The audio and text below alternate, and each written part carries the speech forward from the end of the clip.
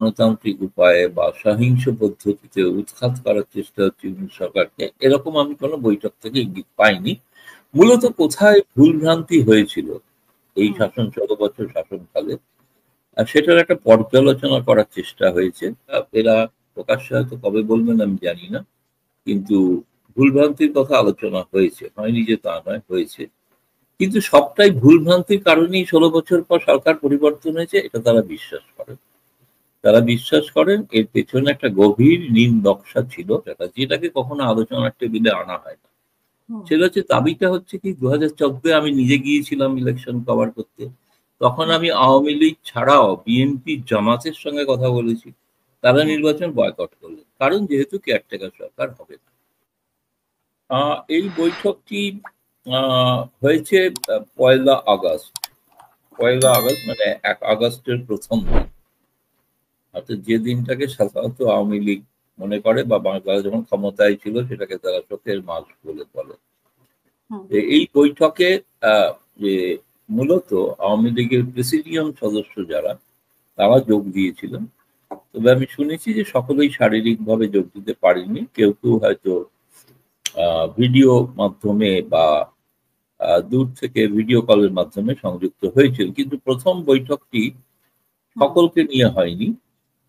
বৈঠকটি যে ৭ জন সম্ভবত উপস্থিত ছিলেন, মানে কেউ কেউ দিল্লিতে এসেছিলেন, তারা ছিলেন, যারা দিল্লিতে আসেননি তারা অন্যভাবে ছিলেন। কিন্তু এই প্রেসিডিয়াম সদস্য তো আরো অনেকে আছেন।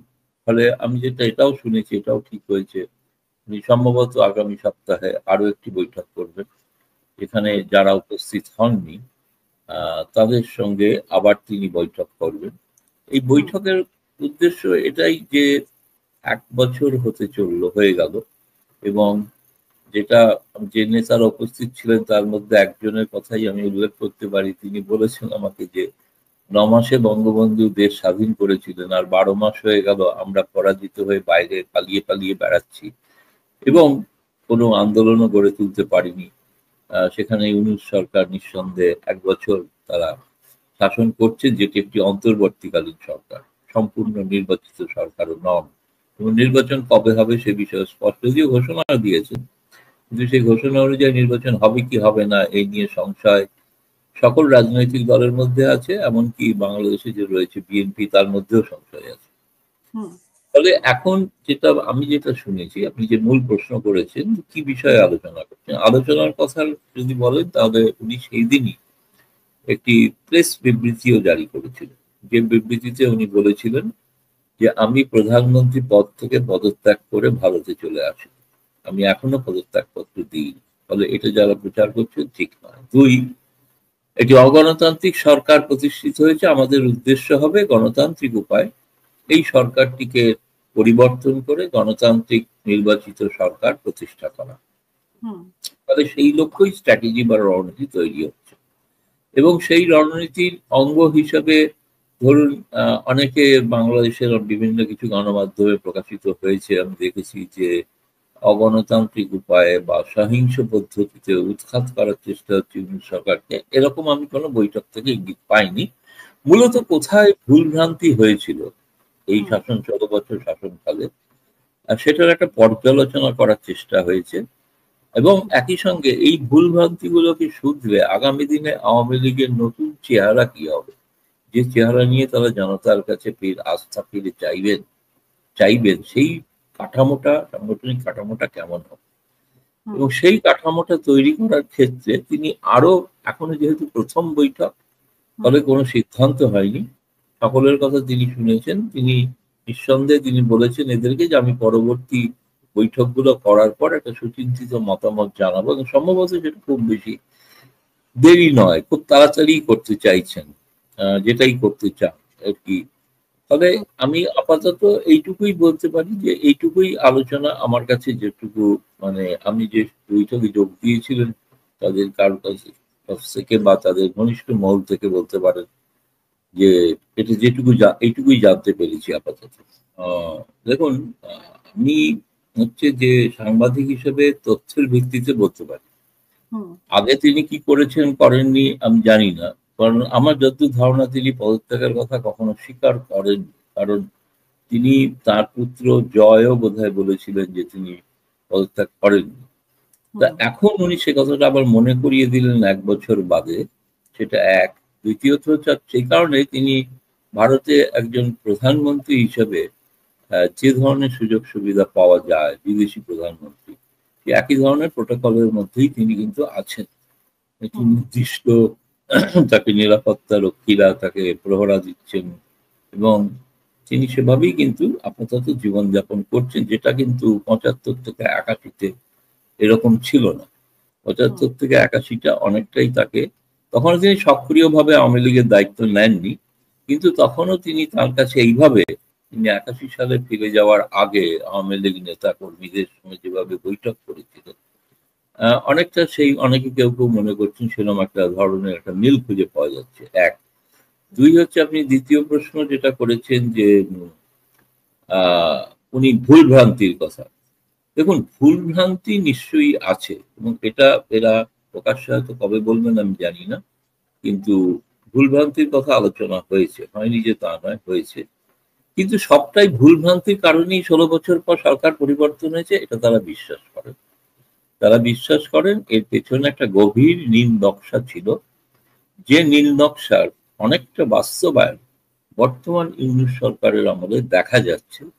যেগুলো তিনি প্রতিহত করেছিলেন, সেন্ট মার্টিন আইল্যান্ড দিয়ে দেওয়া, বা আমেরিকান যে কোম্পানি এখন তেল উত্তোলনের জন্য যে বঙ্গোপসাগরে কাজ করছেন, তার অন্যতম ডিরেক্টর সেই পিটার হাস, যিনি অবসর নেওয়ার পর ওই কোম্পানির ডিরেক্টর হয়েছে। ফলে একটা কোথাও গভীর ষড়যন্ত্র ছিল, কিন্তু ষড়যন্ত্রটাকে তারা ষড়যন্ত্রটাকে ধরতে পারেনি। সেটা কারণ ছিল তাদের অনেক বেশি, এটা বলতে আমার বলতে কোনো দ্বিধা নেই, ওনারা বলছেন না, যে ক্ষমতায় দীর্ঘদিন থাকার পরে একটা আত্মবিশ্বাস এসে যায় এবং তখন মনে হয় বিরোধী দল বলে কেউ নেই। সেই সময় এই ওভার কনফিডেন্সের কারণে অনেক সময় অনেক ভুল বেশি হয়ে থাকে। না, নিঃসন্দেহে সফল তো হয়েছে। বিরোধী দলের যেটুকু ধরুন ওখানে যে মানে বিরোধী দলের সঙ্গে বিরোধটা কোথায়, আমি এই বিষয়টা নিয়ে নিশ্চিতভাবে গবেষণা করি, পড়াশোনা করি। আমি 3টে নির্বাচন আমি নিজে চোখে দেখেছি। আমি 2008-এর নির্বাচনটা চোখে দেখিনি, সেটা আমি দূর থেকে দেখেছিলাম, যখন কেয়ারটেকার সরকারের অধীনে নির্বাচন হয়েছিল এবং যে নির্বাচনটাকে বলা হয়ে থাকে বাংলাদেশের সব থেকে বেশি নিরপেক্ষ, অবাধ, শান্তিপূর্ণ নির্বাচন, সেই নির্বাচনেতে শেখ হাসিনার দল নিরঙ্কুশ সংখ্যাগরিষ্ঠতা পেয়েছিল, বিএনপি সংখ্যাগরিষ্ঠতা পাননি। আমি 2024 সালে যখন নির্বাচন দেখতে যাই, তখন সেই সময় তিনি যে বুথে ভোট দিচ্ছিলেন, সেই বুথে দাঁড়িয়ে কিন্তু এই প্রশ্নটা করা হয়েছিল তাকে। প্রশ্নটা আমরা ভারতীয় সাংবাদিকরাই করেছিলাম। তখন তিনি জবাবে বলেছিলেন যে বিএনপি আসলে জানে যে নিরপেক্ষভাবে নির্বাচন হলে কোনোদিনই তারা জয়ী হবে না, এবং সেই কারণেই তারা নানা রকম বাহানা তুলছেন যে কেয়ারটেকার সরকার তৈরি করতে হবে, কিন্তু কেয়ারটেকার সরকারের আমলেই তো তারা পরাস্ত হয়েছে। দুই, কেয়ারটেকার সরকার বলতে কেমন ধরনের কেয়ারটেকার সরকার? আচ্ছা, এর দ্বারা কোনোভাবেই যেন এরকম কোনো বার্তা না যায় যে আমি আওয়ামী লীগের হয়ে কথা বলছি। আমি যা বাস্তব অবস্থা দেখেছি তাই আমি মনে করি এখনো একটা নিরপেক্ষ নির্বাচন হওয়া উচিত, যেটাতে বিএনপি যদি বঞ্চিত হয়ে থাকে তাহলে তারা ক্ষমতায় আসুক, নিশ্চিতভাবে মানুষের সমর্থন নিয়েই ক্ষমতায় আসুক। কিন্তু আমি যেটা বলতে চাইছি, মৌলিক যে সমস্যাটা, যেটাকে কখনো আলোচনার টেবিলে আনা হয় না, সেটা হচ্ছে, দাবিটা হচ্ছে কি, 2014-এ আমি নিজে গিয়েছিলাম ইলেকশন কভার করতে। তখন আমি আওয়ামী লীগ ছাড়াও বিএনপি, জামাতের সঙ্গে কথা বলেছি, তারা নির্বাচন বয়কট করলেন, কারণ যেহেতু কেয়ারটেকার সরকার হবে না। 2018-তে একমাত্র একটি নির্বাচন হয়েছিল যেখানে তারা অংশগ্রহণ করেছিল।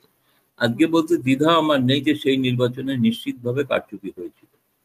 কিন্তু 2024-এর যে নির্বাচন, সে একই পুনরায় দাবি করা হয়েছিল কেয়ারটেকার। কেয়ারটেকার বলতে কি কেয়ারটেকার? আচ্ছা, ধরুন একটা আপনি জানেন 2014-তে শেখ হাসিনা প্রস্তাব দিয়েছিলেন একটা জাতীয় সরকার তৈরি করা, যে কথাটা আজকের দিনে একটু শোনা যাচ্ছে। কিন্তু সেই জাতীয় সরকারে বিএনপি আসতে চায়নি একটাই কারণে, শর্তে, যে প্রধানমন্ত্রী হিসেবে শেখ হাসিনাকে পদত্যাগ করতে হবে। পৃথিবীর কোনো গণতান্ত্রিক রাষ্ট্রে নির্বাচিত সরকারে প্রধানমন্ত্রী মন্ত্রিসভা পদত্যাগ করবে আর বিরোধীদের একটি মন্ত্রিসভা তৈরি হবে, তারপরে নির্বাচন হবে, এটা একটু কষ্টকল্পিত এবং হাস্যকর আমার মতে। দ্বিতীয়ত, আমরা গণতন্ত্র ভারতবর্ষে কখনো দেখিনি, তো ফলে আমাদের কাছে খুব হাস্যকর মনে হয় ওইসব দাবিগুলো। দ্বিতীয়ত হচ্ছে কেয়ারটেকার কি? কেয়ারটেকার হচ্ছে আমার পছন্দের কেয়ারটেকার। পছন্দের কেয়ারটেকার হলে হবে না, সেই কেয়ারটেকার নিশ্চিত করবে যাতে আমি ক্ষমতায় আসি। এমন কোনো নির্বাচনে আজকে ভারতে নরেন্দ্র মোদীর সরকার, এমনকি জাতীয় কংগ্রেস ঠিক করে দেবে যে কিভাবে তারা ক্ষমতায় আসবে, সেটা নরেন্দ্র মোদীকেই ঠিক করে দিতে হবে? ঠিক অসম্ভব। মানুষের ওপর যদি ভরসা থাকে, আপনাদের ওখানে নির্বাচনে কোথাওই কোনো দেশে নির্বাচনে কারচুপি হয় না তা নয়, আমাদের দেশেও হয়, সেরকম অভিযোগ উঠছে এখন বর্তমানে। তার মানে কি এই যে এই ব্যবস্থাটাকে চেঞ্জ করে দিতে হবে, পরিবর্তন? ওই কংগ্রেসের কেউ তো দাবি করছেন না, জাতীয় কংগ্রেসের রাহুল গান্ধী, যে প্রধানমন্ত্রী মোদীকে পদত্যাগ করতে হবে, একটা কেয়ারটেকার করতে হবে, তবে আমরা নির্বাচন, তা তো বলছেন না। অর্থাৎ আপনি মানুষের সমর্থন পেলেন না, হেরে গেলেন, সেটা অন্য কথা। এই কারণেই আমার ধারণা বাংলাদেশে যে কারণে বারবার সেনা শাসন হয়েছে, সেনারা সুযোগ পেয়েছে, কারণ গণতান্ত্রিক দলগুলো কখনো গণতন্ত্রের প্রকৃত মূল্যবোধে বিশ্বাস করে। আমি কোনো একটি দলের কথা বলছি।